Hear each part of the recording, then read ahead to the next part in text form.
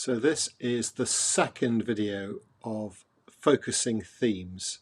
In the first video, we looked at the very beginning of civilization, how civilization didn't start in those countries that are the most developed and richest today. Indeed, if we compare Myanmar today, a poor developing country, with England, a wealthy country, if you go back 2,000 years, Myanmar was a much more civilized place to live in than England was. But how times change. We looked at how civilization developed, what it required in terms of easy access to food and water and climate, and where civilization started in Mesopotamia, the Babylonians, Egypt, China, India. We looked at Greece, the first big civilization in Europe, the founders of democracy, Rome. And then with the fall of Rome, Europe actually descending into a period of dark ages where life really got worse and worse. Civilization didn't grow, it actually went backwards. So Europe finally emerged from this dark ages around 1350, and we call this period the Renaissance. Renaissance is actually a French word, and the Renaissance was a period where there was renewed interest in culture, in art, in philosophy, literature, architecture. Before 1350, people in Europe didn't know how to read and write. Literacy rates were very, very low. Your priest knew how to write, but the people that went to his church didn't. But when printing was developed, it was easier to produce books. Before printing, every book had to be handwritten. And with the rise of printing, people learnt to read. The Reformation is a period that started after the Renaissance. It started around 1517. By 1517, there were enough people who were able to read. They were able to read the Bible for themselves, the Bible, the great book of Christianity. And because they could read the Bible themselves, they didn't just have to depend on Catholic priests. They began to think about the Bible for themselves and began to think about Christianity for themselves. And they got more confidence in questioning whether the Catholic Church's interpretation of the Bible was correct or not. And many started to question the way that these priests were interpreting the Bible. One famous person that questioned the Catholic Church was called Martin Luther, and he began a new church, the Lutheran Church. But there were other people that protested against the way of the Catholic Church, and these people were all called Protestants. There were other Protestants, for example, the Calvinists, the Anglicans, and later Methodists and Baptists, all people that wanted to have their own interpretation of Christianity, an interpretation that conflicted with the Catholic Church. Going back to the Renaissance, the art and the architecture of the Renaissance, you can see some examples here, including most famously in the middle, the picture of the Mona Lisa, the most valuable picture in the world, which you can find in Paris. Martin Luther, one of the most famous early Protestants, his first complaint in 1517 was against priests who sold indulgences as forgivenesses for sins. Martin Luther disagreed with the idea that you could buy forgiveness by paying a priest. He said, the only way that you get forgiveness is from God. You can't buy it from priests. There were other revolutions that followed on with from the Renaissance, from the Reformists, revolutions in science, in philosophy, and importantly for England, an industrial revolution. The science revolution was learning about the earth and how it fitted with that the earth went round the sun. People had believed that the earth was the center of everything. But in other ways in science, people began to conduct experiments and to think for themselves. There were new philosophers in the 18th century age of enlightenment, philosophers including Voltaire and Kant. And much of their philosophy was about individual freedoms, the idea that people were born free and equal and they should be treated as such. As people learnt to read, became more educated, had more time to think about their lives, they resented this feudal system where they had to show great respect to lords and kings. And this led to revolution as people wanted to have their own freedoms. We had a civil war in England. We had the French Revolution, which led to the removal of the whole French monarchy and many of the rich French aristocrats being beheaded. Final revolution, particularly important in England, but actually it affected the whole world in the end, was the Industrial Revolution. We invented machines to do jobs that people used to do before. And with these machines, we were able to build factories, and the owners of these factories managed to become very wealthy. The most important machine that was invented in England was the steam engine, and that drove a lot of these machines behind the Industrial Revolution. And the steam engine was powered by coal. And here you can see an example of an early Industrial Revolution turbine. This was a steam turbine powered by burning coal.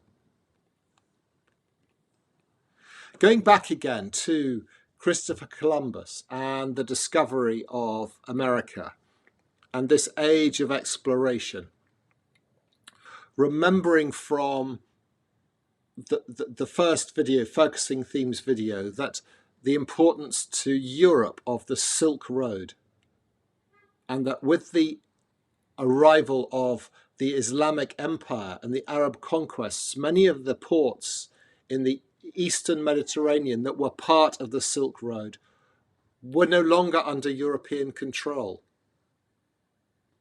That the Islamic Empire wanted to charge commission for anyone using those trade routes, wanted to control those trade routes.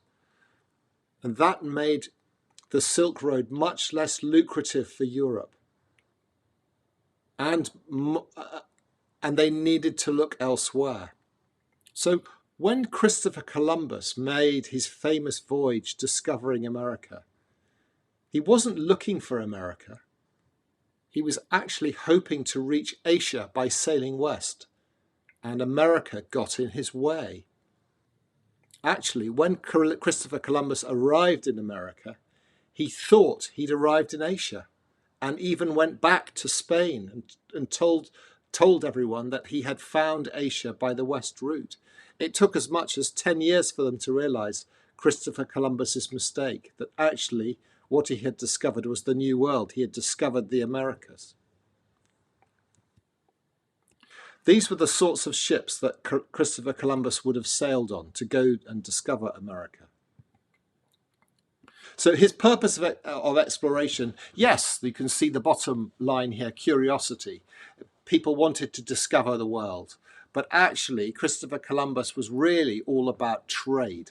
He was looking to find a new trade route that didn't involve going through the Islamic Empire, trading coffee, sugar, silk, spices, rubber, and actually gold and diamonds once South America was discovered.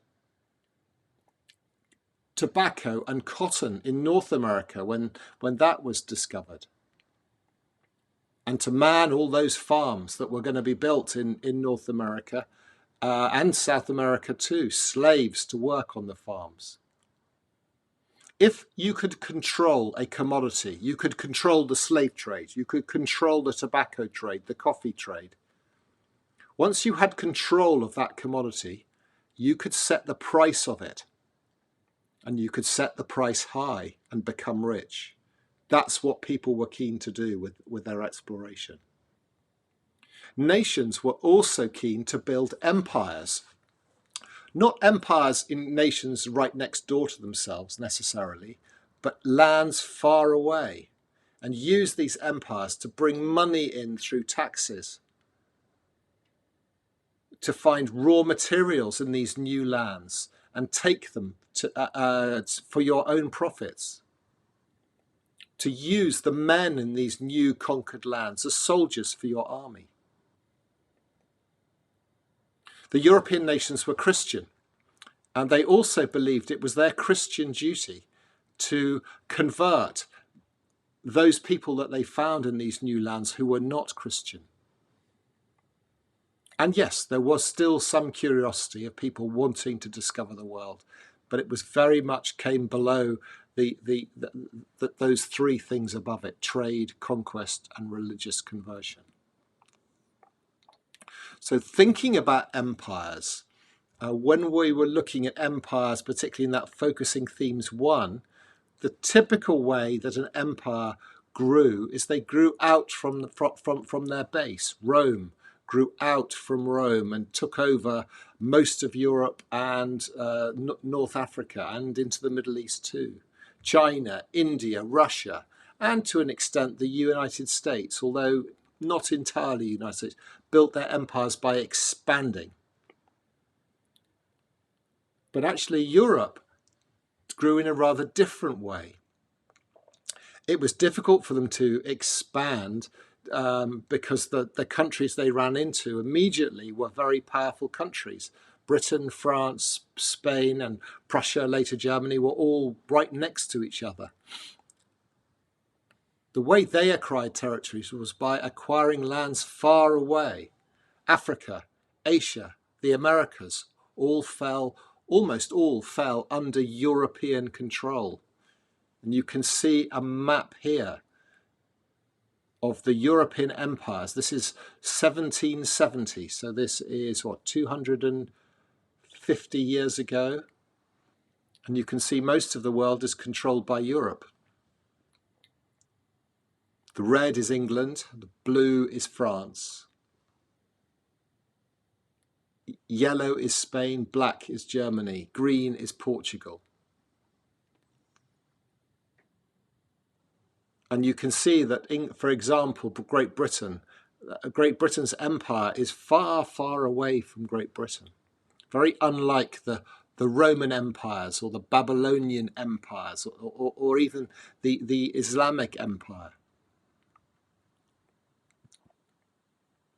Let's look at England, because at the time that Christopher Columbus discovered America, England was really not a powerful country.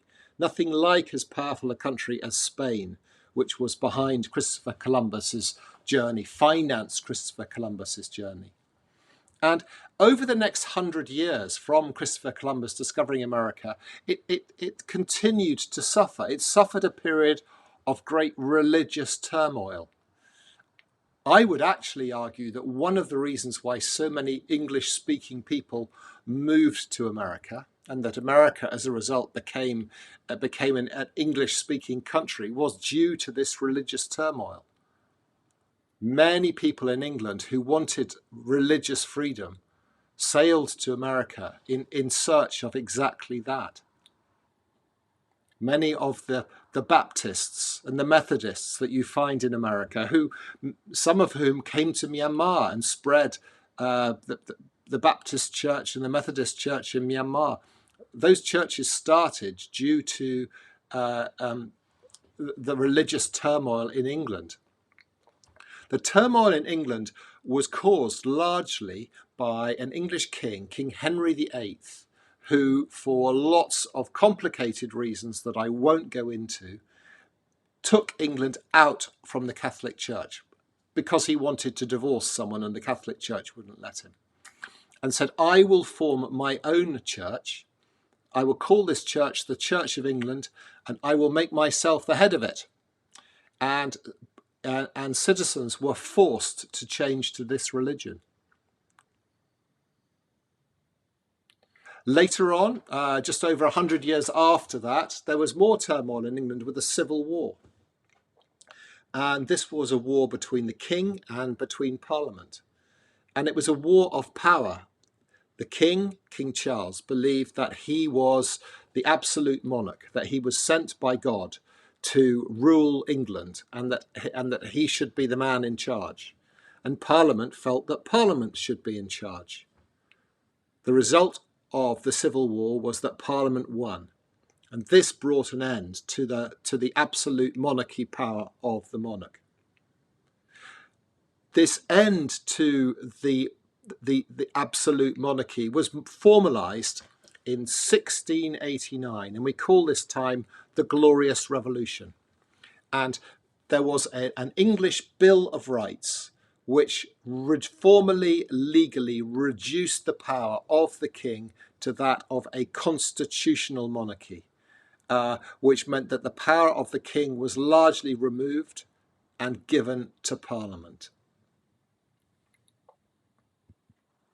And here you have, in the Civil War, King Charles I on the left, Oliver Cromwell in the middle, and an ancestor of mine, Sir Edmund Verney, on the right, who was actually killed in a battle. He was a supporter of the king. And his son was a supporter of Cromwell, and they fought against each other in a battle, a very sad occasion. Here is the ruins of Sherborne Castle. Sherborne is a town where I was brought up, and Sherborne there was a big battle in the Civil War in Sherborne. The king and his troops were in that castle, and the parliamentarians destroyed the castle in the battle, which, as you can see by the ruins of the castle, the parliamentarians won. And there are the ruins today. So, just like in Britain, France too wanted to end their absolute monarchy. People were starting to think for themselves, that they wanted to be free. They believed that they were equal. And they were fed up with being abused by overprivileged aristocrats. The French Revolution was very bloody. Their monarchy was removed. Many of the aristocrats were executed. And this revolution lasted 10 years. After the revolution was successful, it led to a period of great instability in France, because they really failed to create a viable government to replace the monarchy. And it was only when a man called Napoleon Bonaparte took over and ruled as a military dictator that France again became powerful. And here you can see the French crowds watching as French royals and aristocrats were executed. And you can see here they used a guillotine, which was used to behead them. So you get to the 19th century, and remember, 19th century means the 1800s. People began to have a voice at last. Europe was not a place where absolute monarchy ruled. Parliament was beginning to have more say, and people too were beginning to have more say. By people, I mean men. Women still tended not to didn't have the vote in those days. And these were some of the ideas on how to govern. 1, conservatism. Stick to the old ways. Don't allow people to have much say in decisions, because really people, they're not very well educated and they really don't know what's best. Liberalism. Okay. Limited monarchy. Let's have a monarchy that's limited. Allow property owners who are educated to vote. Give citizens rights like freedom of speech and right to own property. Socialism. The state should own everything. The state is more important than the individual. Business should be controlled so they don't abuse their position. Some of the different views. Marxism. Even further than socialism. Social classes are each other's enemies. Workers, not owners, should enjoy the profits of their labour. Agree with socialism that the state should own everything. So Marxism is almost the opposite of that feudal system, really trying to destroy the feudal system. And finally, nationalism, extreme patriotism for your country, for your race, for your religion, for your culture. Anyone that doesn't share those with you, dislike them. They are not your friends. Nationalism, that became Nazism, Adolf Hitler. Marxism, that became communism. Socialism, close-ish to communism. Some ideas of socialism were quite popular in Europe. Liberalism, conservatism, that still remained and still remains a little bit today. In the 19th century, nationalism was used to break up other European empires. For example, the Austro-Hungarian Empire, big mix of nationalities. Germany, the Czech Republic, Hungary, Croatia, Italy, all in one empire, all different. Great desire for independence. Italy didn't feel like they belonged with the rest of it. So in 1861, Italy got its independence. Germany in 1871. The Ottoman Empire controlled most of the Arab world, but actually the Turk was very different to many other parts of Islam, and that empire too broke up and collapsed after World War One. World War One. Why did World War One start? That's a huge subject in and of itself. But the reasons for the war were a mixture of this nationalism, but also there was a great fear that Germany, that was a new nation, was rising up and becoming too powerful.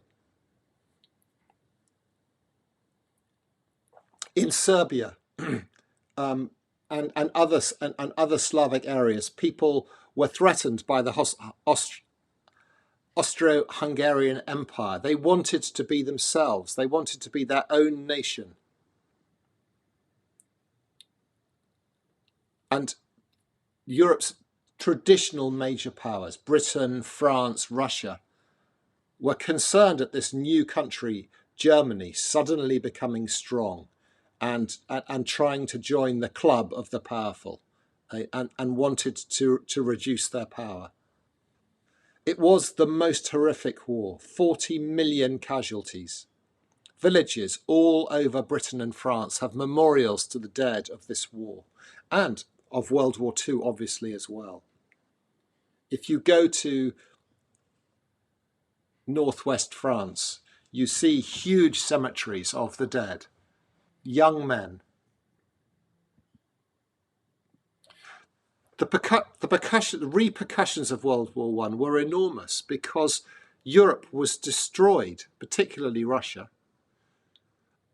We've talked about the Civil War in England, the French Revolution. Rather later on, at the end of the First World War, there was a revolution in Russia too, and the Russian monarch, Tsar Nicholas II, was removed and replaced by the Bolshevik Party, and that led to communist Russia.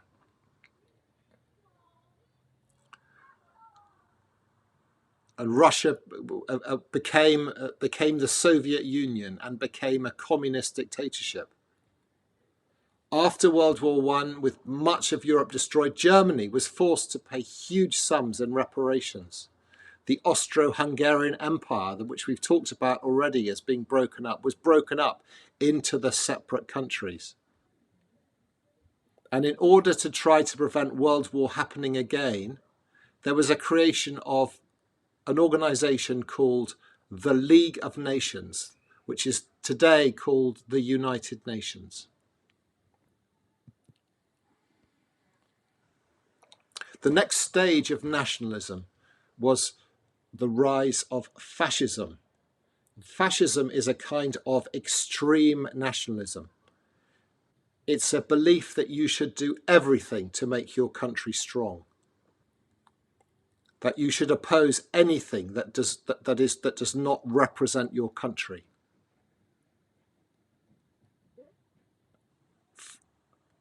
Fascist governments were dictatorships, just like communist ones. However, fascists and communists hated each other. Germany, Italy, and Spain all had fascist governments in the 1930s. Germany's fascists were called National Socialists, or Nazis. They blamed a lot of the problems of their country on Jews. In the Depression of the 1930s, many Germans were angry and needed strong leadership. Adolf Hitler provided it. Adolf Hitler also realized that one way to get your people on side is to find someone for them to hate. And sadly, he chose the Jews as the people that they were to hate, and with the awful suffering that came after it. World War II is easier to understand. It was a war to stop Nazism, to stop German aggression.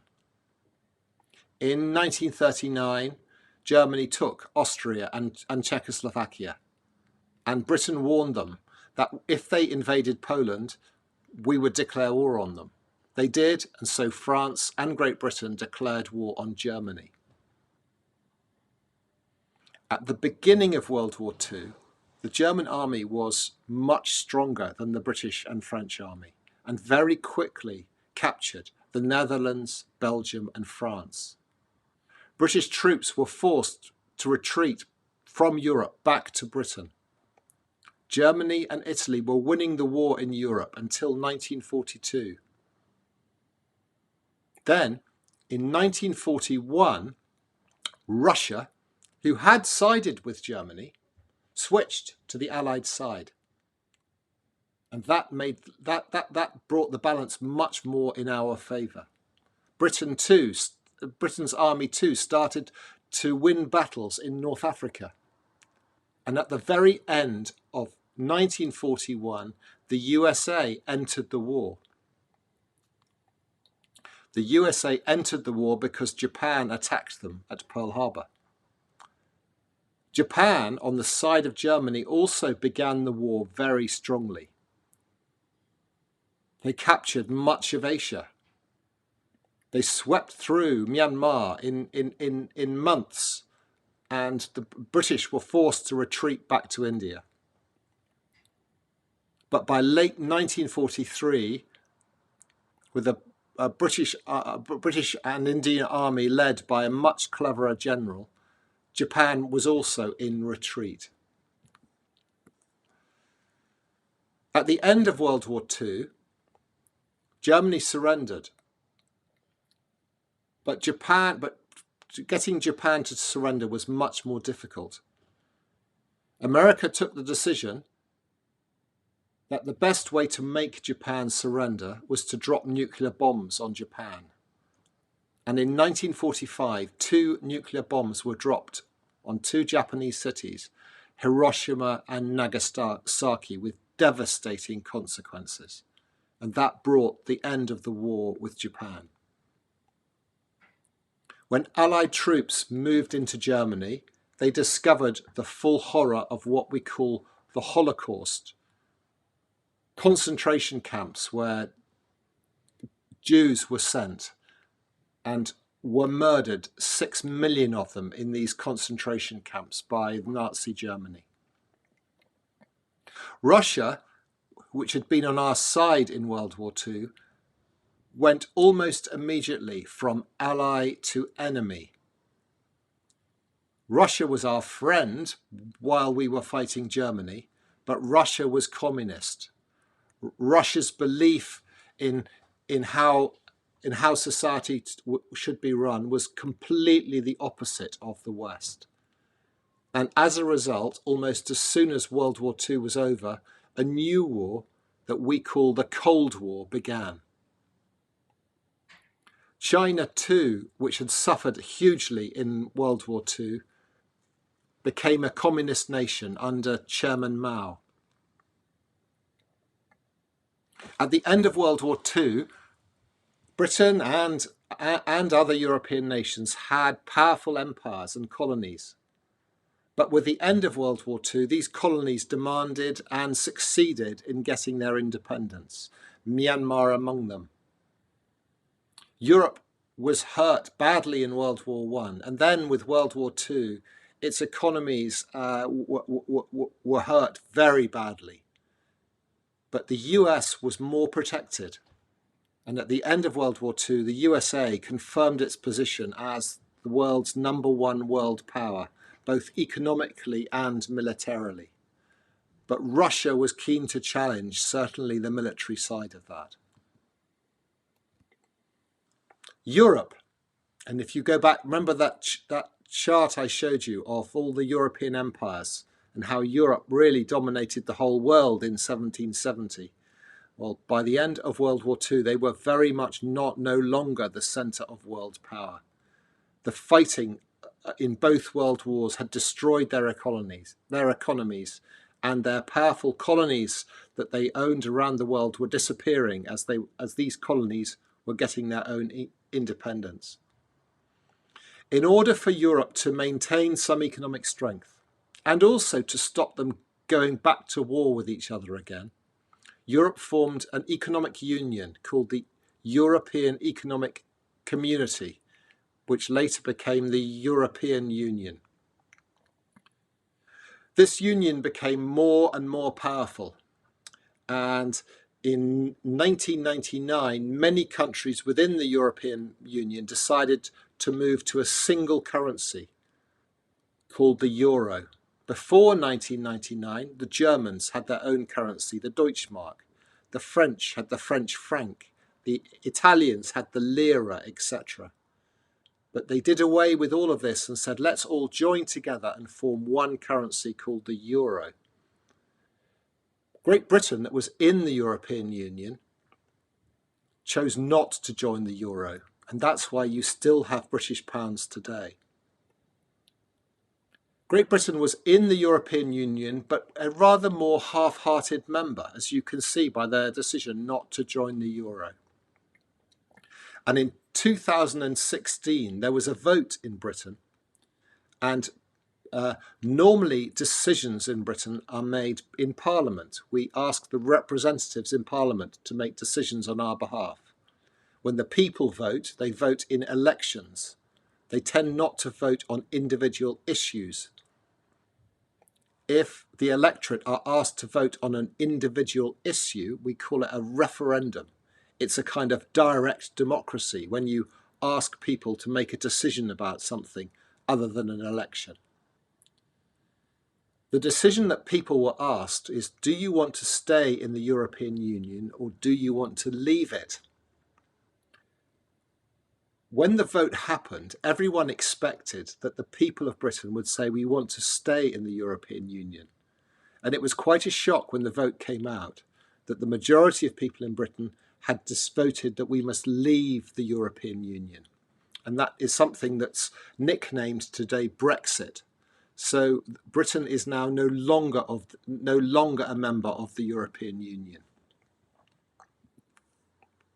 Going back to the end of the Second World War and almost immediately after the end of the Second World War, the beginning of a new war, which we call the Cold War, the war between Soviet communism and the free capitalist West. After 1945, the Soviet Union controlled Eastern Europe. Germany was divided into two countries because the Soviet Union controlled the east of it, East Germany, which became which became communist. And at the end of the Second World War, the British, American, and Free Forces took the west of Germany, and that became West Germany. So Germany became split into two countries, communist East Germany and pro-Western West Germany. The Soviet Union built an iron curtain across Europe. Any uprisings against the communist dictatorship were brutally suppressed. For example, in the Czech Republic, in Prague in 1968, there was an uprising and Russian tanks put it down. In the end, Soviet communism failed, not because they were conquered by the West, but because economically it failed. The experiment didn't work. It was people found it difficult to live, to feed themselves, to have a decent standard of living. And with this economic misery, eventually it collapsed. The leadership of the Soviet Union, so Russia used to be called the Soviet Union, began to realize that actually things were changing. And President Gorbachev would be an example of those. Then there were more democratic uprisings, but this time these were successful and the Soviet Union broke up. In 1989, Germany reunited. China suffered very badly during World War II. Japan invaded China and conquered really quite a lot of it. Mao was fighting against the Japanese in World War II, and he, at the end of World War II, took over and ran China through a communist China, and he was in power until 1976. But it was a very inward-looking society, and actually, economically, it was very unsuccessful too. In 1958, Chairman Mao launched what he called the Great Leap Forward to try to bring success to the economy and a future to the economy. But actually, this project, the Great Leap Forward, was an enormous disaster, and up to 50 million people in China starved to death. The idea of the Great Leap Forward was to try to move China from being an agricultural economy into an industrial one, but with disastrous consequences. Since Mao's death, the economy has opened up fast and free market enterprises have been allowed. The economy expanded very fast at the beginning of this century, driven by exports to America. However, recently the economic growth has slowed again, and it's still not a free country for its citizens. You see much jostling between China and America. America is very frightened of the power of China and the power of its economy. And it's aware that China may be taking over America as the most powerful country in the world. And America doesn't like it. Hence the trade wars and the frictions. The Arab world benefited hugely with oil. When oil became important, and much of the world's oil is found in the Arab world, those oil supplies were extremely important. The Arabs decided it's important to try to control the commodity, because if you control a commodity, you can control the price of that commodity and you can get rich. So the Arab countries got together and they formed an organization called the Organization of Petroleum Exporting Countries, better known as OPEC. And what OPEC do, and they still do today, is they sit down together and they decide how much oil they're going to produce each day, so as to make sure that there is enough supply for the world, but not too much supply. Because if they can keep the supply down, they can keep the price up and they can get rich. And as a result of this, many Arab countries in the Gulf are extremely wealthy. Politically, the biggest problem for the Arab world is the creation of the State of Israel. At the end of World War II, after the Holocaust, Israel was given territory. And having been given territory in Palestine that they were meant to share with the Palestinians, there were wars fought in the 1960s and 1970s as Israel expanded their territories. And this enraged the Arab world. Also, in Iran, there was a ruler under Western support who called the Shah, who was like an absolute monarch and was corrupt. And Iran had an Islamic revolution against the corrupt Shah.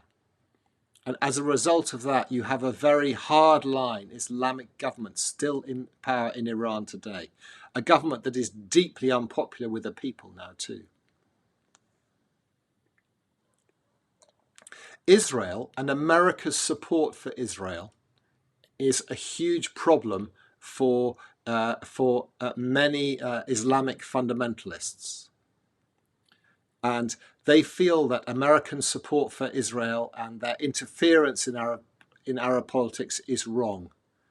And as a result of that, we see the rise of Islamic fundamentalism, and with it terrorist groups such as Al-Qaeda, ISIS, Hamas, etc.